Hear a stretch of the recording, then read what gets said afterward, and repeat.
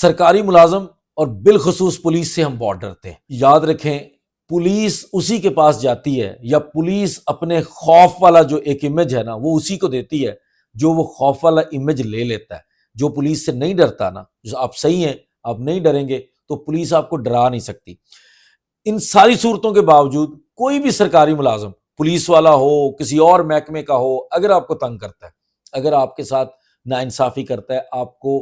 Pressurize کر رہا ہے، آپ کو کسی بھی حوالے سے آپ کو نقصان پہنچا رہا ہے، تنگ کر رہا ہے، انفلوئنس کر رہا ہے،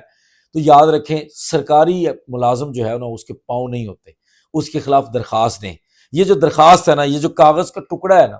یہ جو کاغذ کا ٹکڑا ہے نا، اگر کسی سرکاری ملازم کے خلاف آپ ایک درخواست دیتے ہیں نا تو یہ کاغذ کا ٹکڑا ان کے گلے کی ہڈی بن جاتا ہے۔ سرکاری معاملات کے اندر اس کاغذ کی لکھی ہوئی چیز کی اتنی زیادہ اہمیت ہے کہ آپ کو اندازہ ہی نہیں ہے، لیکن چونکہ